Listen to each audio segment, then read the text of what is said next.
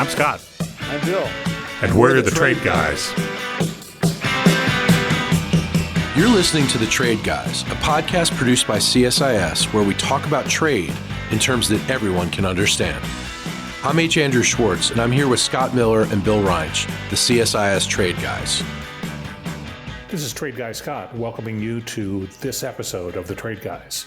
We have the privilege of talking with Congresswoman Suzan DelBene, a Democrat from the 1st District of Washington State. She's a representative who sits on the Ways and Means Committee, and we have a wide-ranging conversation with the Congresswoman on trade priorities for this year and the next administration.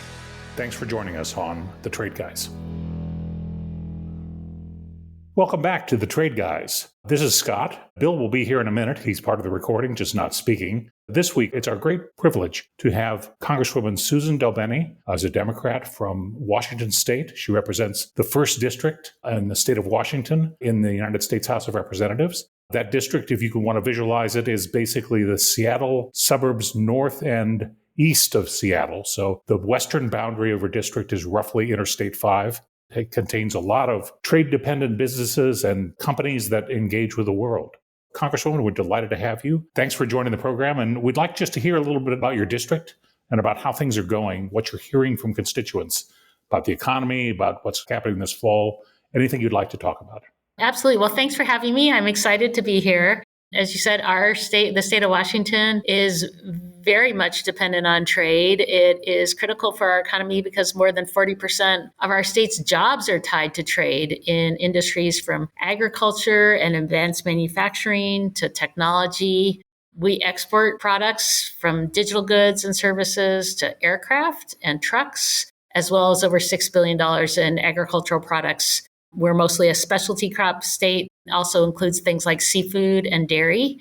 We also are a gateway to the Indo-Pacific, bringing in energy products, semiconductors, cars from around the world through our ports. And we're also exporting wheat, corn, and soybeans from the U.S. And then I'd say about 90% of our state's 12,000 companies that export are small and medium-sized businesses. So when we look at trade, we have big players, small players, very new technologies and services, agriculture and advanced manufacturing, all of that together. So we are definitely a microcosm of kind of all aspects of trade. So I have to ask, is Point Roberts in your district? It used to be. Through the last redistricting, I lost Point Roberts. But yes, it was a key part of my districts. Believe it or not, I've actually been there. Really? Yes, deliberately. For those of you that don't know your geography, Point Roberts is this little thumb that sticks down near Vancouver. But it's the unusual part of the United States is it's because it's below the 54th parallel or whichever parallel it is, it's actually part of the United States, even though it's not connected to the rest of the United States. The only way to get there by land is to go into Canada and then back down into Point Roberts. It's a very odd little place. We have our separate border crossing at Point Roberts. So it is a peninsula sticking off to the west of the mainland connection. About 1,300 people live there. And so it is a very unique exclave, as we call them. There's just a couple of them in the U.S. They went through a lot of challenges as a result of COVID when the border was closed. I've been up there a lot, and it's a great community. I can imagine.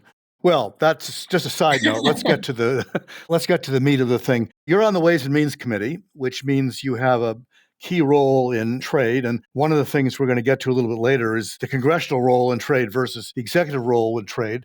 But let's start with what you're expecting after the election. Whether Trump or Biden wins, I guess the big question is it going to make any difference for trade?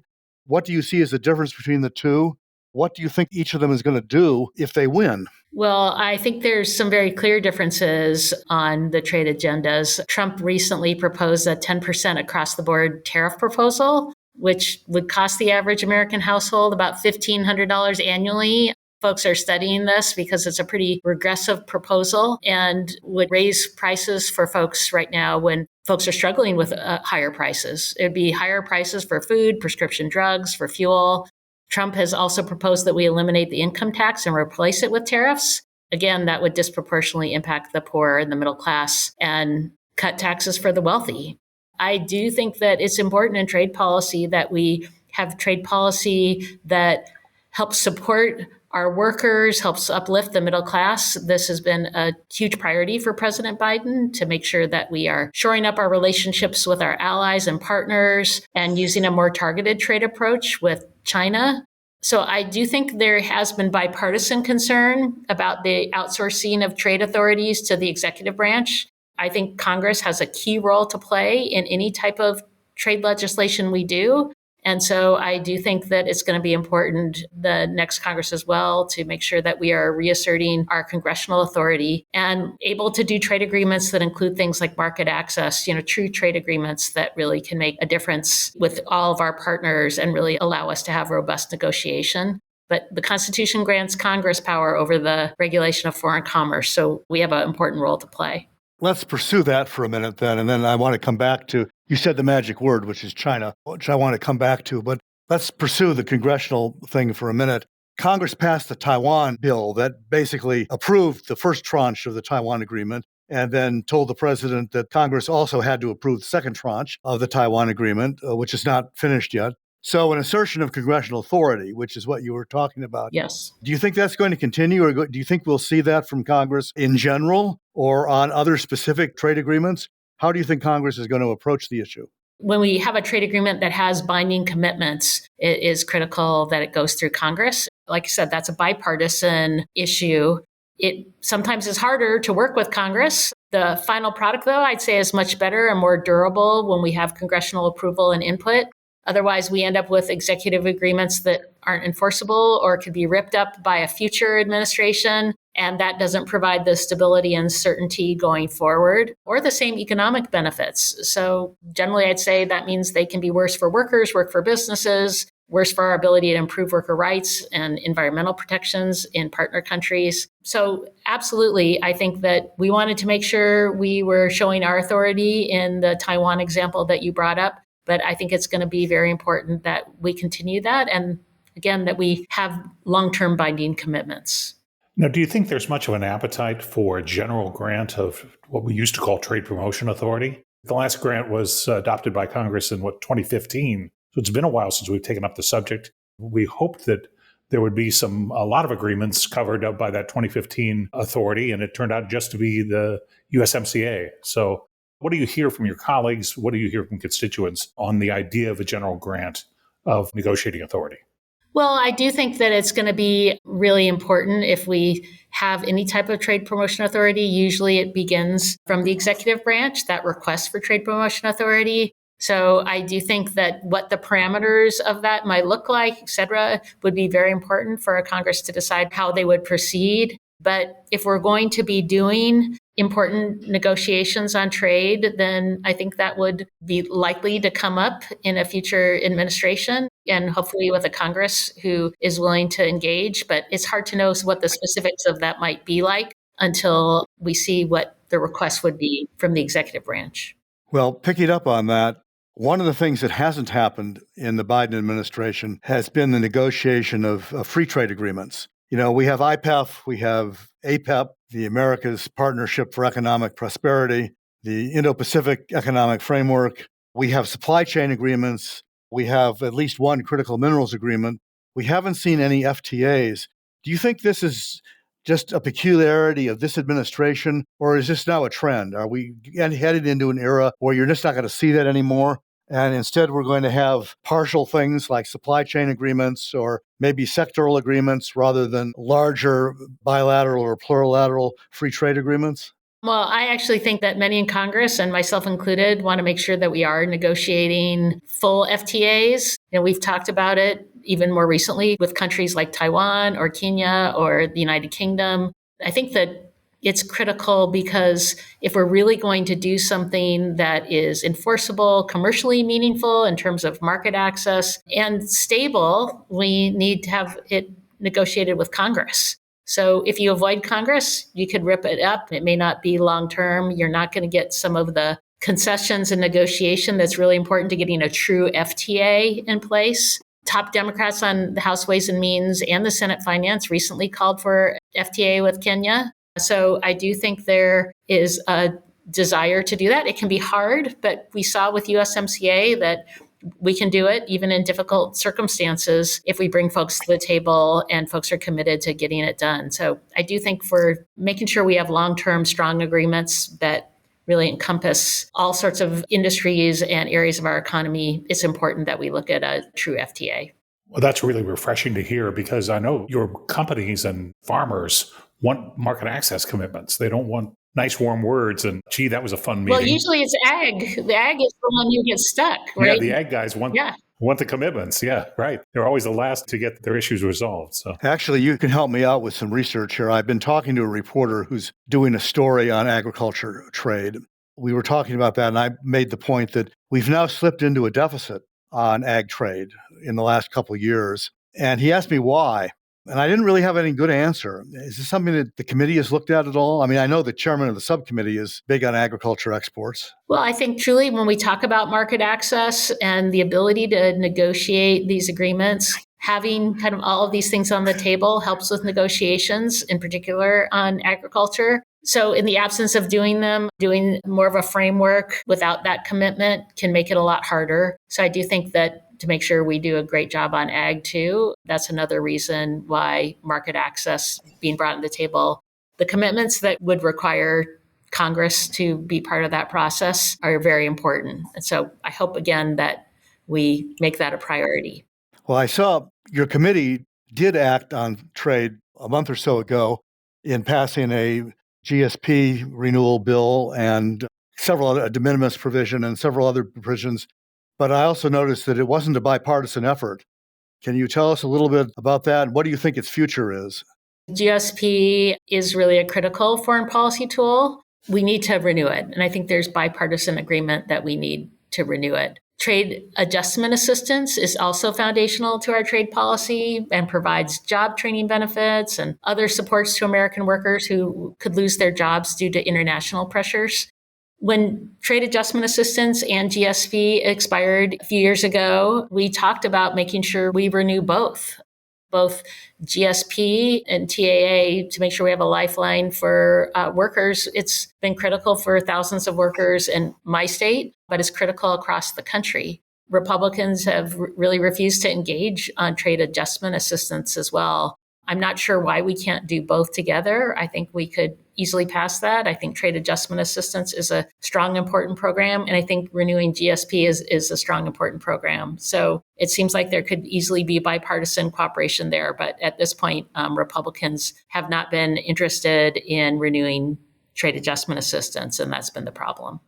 Do you see any action on AGOA anytime soon? I mean, I hate to see that go down to the wire. Everybody keeps giving speeches about how we need to renew AGOA. This is the African Growth and Opportunity Act. Yes, no, and, I mean, absolutely. That was for our listeners. Now, I know you know what it is. Our listeners may not know what it is.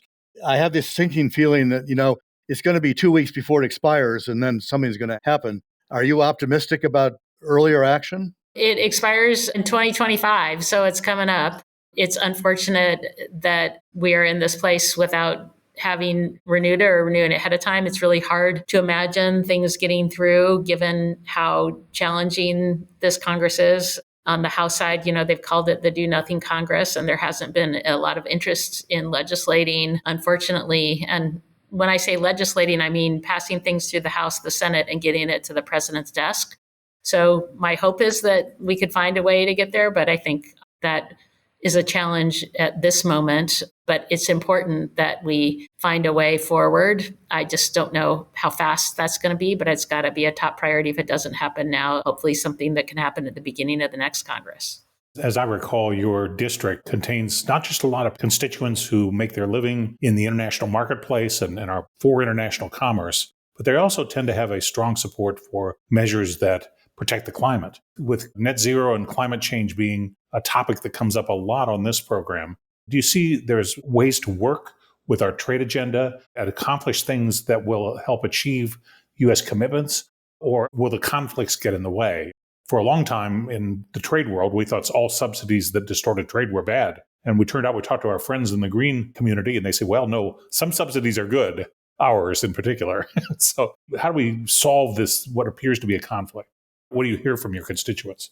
I actually think there has been strong support for making sure we're prioritizing clean, renewable energy and making sure we're thoughtful about the policy we put together to get there. We obviously passed the Inflation Reduction Act, which was the most significant federal investment in American history to tackle the climate crisis. And that work is already helping to lower greenhouse gas emissions because we're investing billions of dollars to reduce emissions across steel, aluminum, and other carbon-intensive industries. And as we see businesses investing in cleaner production processes, it's been important for us to think about how foreign competitors might take advantage of that if they have weaker environmental regulations and are able to produce things more cheaply because they're not using those same clean production methods. So I have proposed a carbon border adjustment legislation. Really, this is a way to impose a carbon border fee on imports that are not produced with the same clean processes and less carbon intensive processes that folks are starting to use now more and more. The EU has already passed its own version of this. Many other countries are moving towards this idea with different proposals. This is a bipartisan idea. We have Republican Senators Bill Cassidy and Lindsey Graham introduced the Foreign Polluter Fee Act that would also impose a fee on imports. I've introduced legislation with Senator Whitehouse. Again, it's called the Clean Competition Act. And the key here is to make sure that as we see our producers move to clean production, that they aren't undercut by foreign producers who are not living up to those same standards. You have an advantage. This is editorial here. Your bill and Senator Whitehouse's bill, I think, have the advantage of being more likely to be WTO compliant than the Cassidy-Graham bill, which is for us a good sign. We're big believers in the WTO and multilateral rules. What are the odds of any of these things passing? What we see is Congress moving slowly in the direction you're talking about, but the pace might best be described as glacial. Do you think anything's going to happen this year or next on any of these bills? I think right now, because lots of these are more recently introduced pieces of legislation, we're really helping educate folks about what this process would mean, what carbon border adjustment is, how it would work, having those discussions because we want to make sure that we build support for this so that we're in a strong position as we enter the next Congress. Even folks like Trump's former U.S. Trade Representative Bob Lighthizer, as well as our current USTR, Catherine Tai, support this concept. It would raise tens of billions of dollars. So I do think there is a lot of opportunity to be optimistic that we could find bipartisan support. But right now, I think it's important to continue to educate folks on how this would work and also understand what is happening internationally, because we want to help kind of set what the future roles might look at. So it's important that we are actively engaged and moving as quickly as possible. One of the rather snarky comments going around is that, of course, this is something that Trump will support. It's about tariffs. You don't have to tell him why the tariff's being put into place. It's a tariff. So therefore, it's good. Maybe we'll have a better chance getting it done if Trump's for it, then maybe the Republicans will be for it. I wish you well with it. It's been a long time coming, and you're quite right. The Europeans and others are ahead of us, and that is going to create an awkward situation for our companies because they're going to have to comply with everybody else's rules, and we're not going to have any. Yeah, being the last mover has real disadvantages. It does. I'd say that's true on the digital side, too, on issues like privacy. We need to be moving because this is an opportunity for us to not only help set the rules of the road. If we don't have domestic policy, it's hard for us to really be out there talking about what international policy should look like. So in the digital space, I'd say that's another area where we need to move much more quickly. Yeah, I'm glad you brought that up. Scott and I have both ranted about that in the past. The administration seems to be engaged in a pause in its thinking on this. And I think our view has been that if you've got global champions, which we do, and you have experience with one of them, Microsoft, if you've got global champions, it's probably good to help them out, and support them, in part because we think that the alternative is ceding ground to their Chinese competitors, which we're not sure would be a good thing. We've had this leading industry since its inception. The industry leaders continue to blaze the trail and advancing technology, and yet our regulators seem to be willing to let others take the lead, and it just makes no sense. Yeah, we have to step up on this. I think it's very important. I think that, we have a digital chapter in USMCA. Obviously, that was important. It's got to be part of all agreements going forward because digital is a key component. And it's not just the tech industry. digital is part of all industries, and setting the digital rules is critical broadly for the economy. So we absolutely need to be more active here. Otherwise, we are going to see folks like China move forward, which much more of an authoritarian model, or we're going to see folks like the EU establish rules of the road. And as you said, we have the innovators. A lot of this is U.S. technology and U.S. innovation. And so we should be actively involved in leading the way. Well, you're absolutely right that this is a total business issue. And indeed, many small enterprises would not be able to serve international customers were it not for the underlying communications and information technology. So absolutely right. Bill, you have a last question? Maybe more than one. I said we'd come back to China, so I do want to come back to China. It's one area where I think that the two presidential candidates are really not that far apart in terms of how to approach China. The relationship, not only economic, but geostrategic, has been getting worse rather than better, which has a lot of people worried about Taiwan, worried about Chinese aggressive actions in the South and East China Seas, but also worried about trade and the deteriorating trade relationship. Big softball here. And how do you see the U.S.-China trade relationship? Where do you see it going? Are the two presidents really heading in the same direction on this, or do you detect a difference between the two? First of all, I think it's incredibly important that we are engaged here. China is one of our largest trading partners.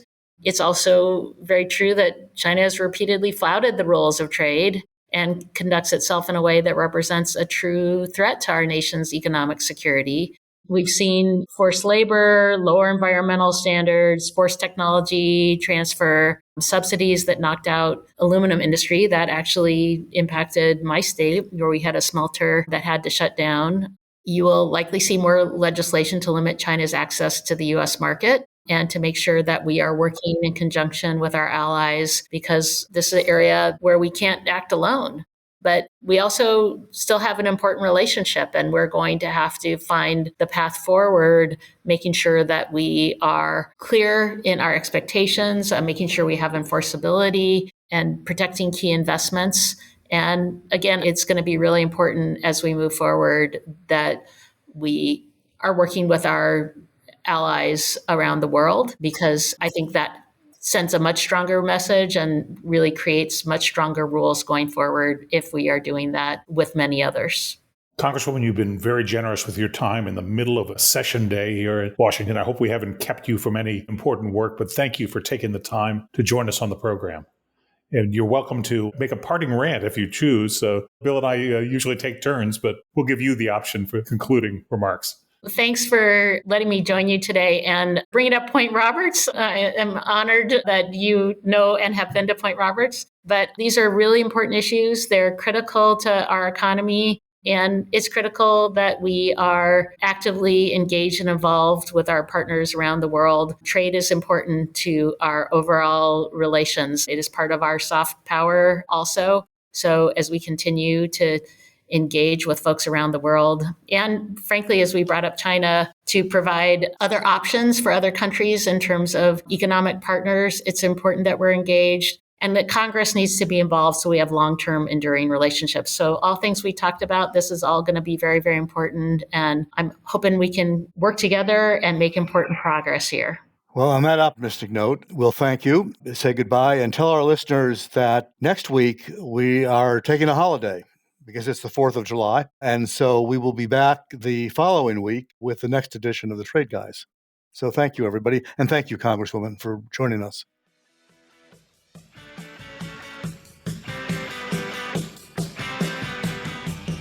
To our listeners, if you have a question for the Trade Guys, write us at tradeguys@csis.org. That's tradeguys@csis.org. We'll read some of your emails and have the Trade Guys react to it.